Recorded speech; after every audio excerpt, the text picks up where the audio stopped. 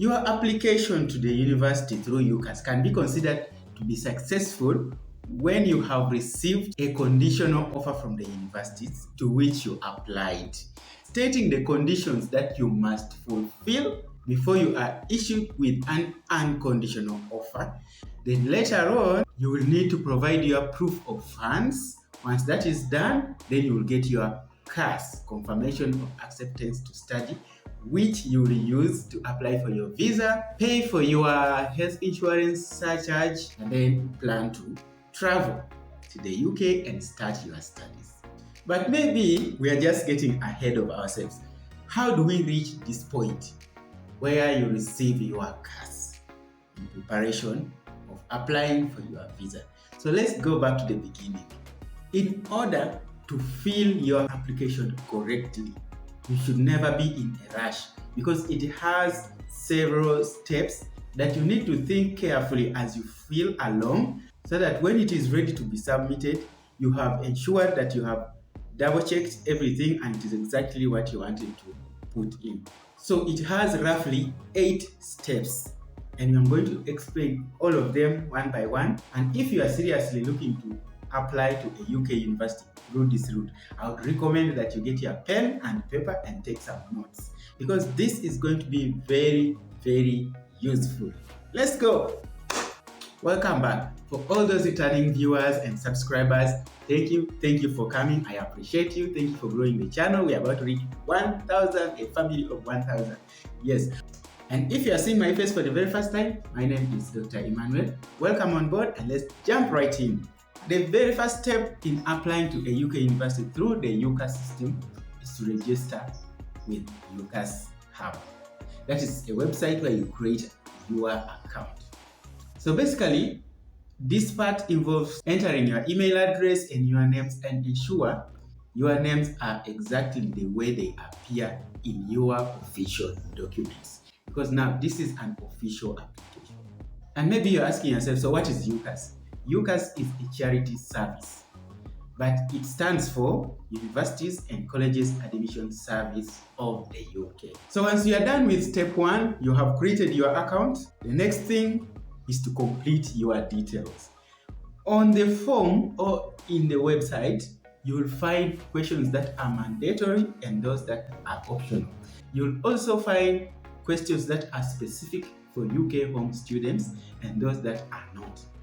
Do not skip any question which is mandatory because if you do that, then your application will not be processed. Also under this part is where you are required to enter your funding plan. How do you plan to fund your education in the UK?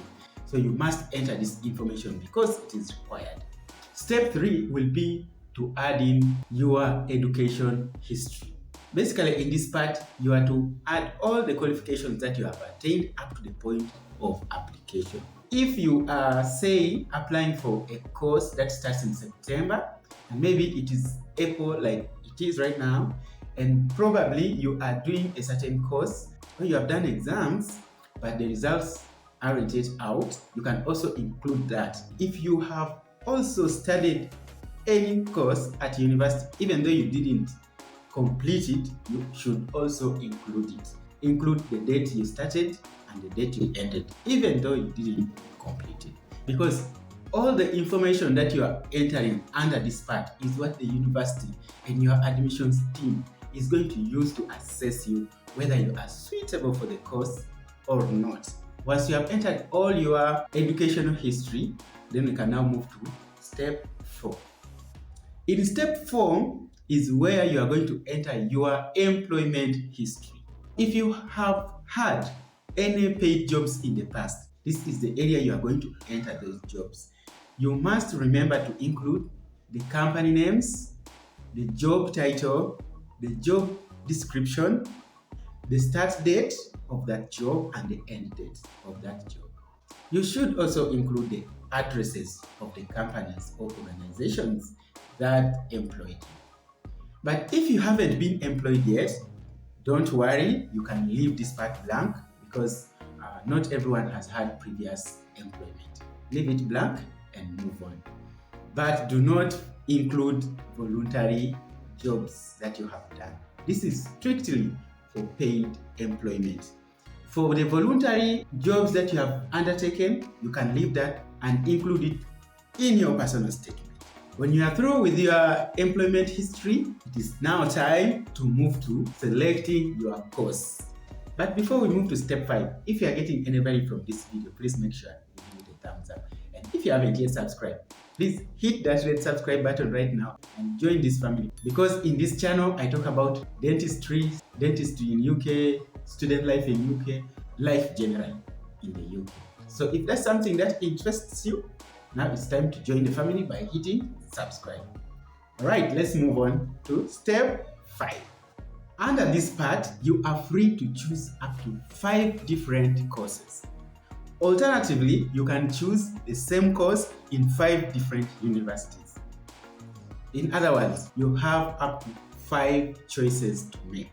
But what you must note is that if you are applying for courses related to medicine, dentistry, vet medicine, and vet science, your options are limited to only 4.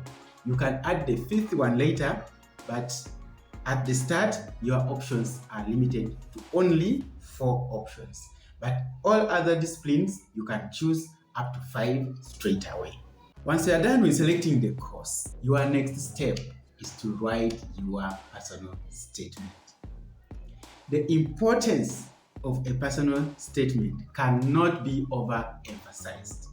In fact, in most cases, your personal statement could be the make or break point for your application. So make sure you give it all the seriousness it deserves. Given the importance of a personal statement, I'm going to make a separate video guiding you exactly how you can write this statement step by step so that you increase your chances of getting admitted or minimize your chances of rejection. But in summary, your personal statement is what the admission team uses to judge whether you are suitable for the course. Secondly, whether you will manage the course. It gives them an idea of which kind of student you'll be and what they can expect of you, what your abilities could be.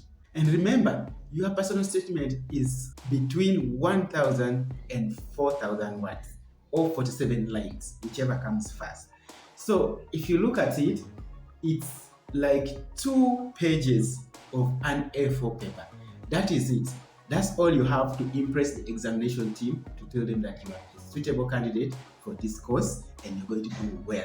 So it is quite important that you give it all the attention that it deserves. Assuming you have written your personal statement and it is ready, we can now move to step 7.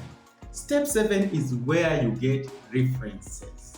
The difference between UCAS application and direct application to universities is that in most cases when you're applying directly to the university, they require 2 references. One academic and then the other one professional. In other words, one from your college, university, wherever you went to school, and then the other one from either your workplace, your mentor, your advisor, or anybody who is familiar with your career path and is well versed with your interests and can explain it. But for the UCAS case, you need only 1 reference.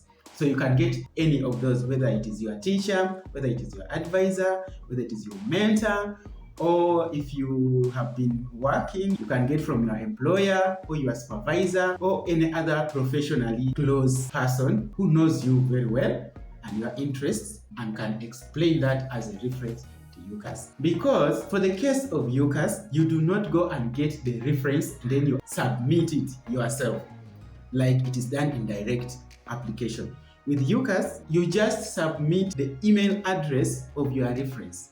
UCAS will send an email to your referee with a link to leave their reference. You may never even get to see what your referee actually wrote about you. So it needs to be somebody who is well versed with your interests. Once you are done with that, it is time to submit your application. But technically, you first submit your application before getting the reference. At the point of submission, you are still given a chance to review all your responses. When you have reviewed them and you are satisfied, then you can submit. Then you can now pay a fee, the application fee. The application fee for this year 2024 is £27.5. Application fee for next year 2025 is going to be £28.5. All this information can be got from the UCAS website. After that, then you have to wait and see if you get a conditional offer.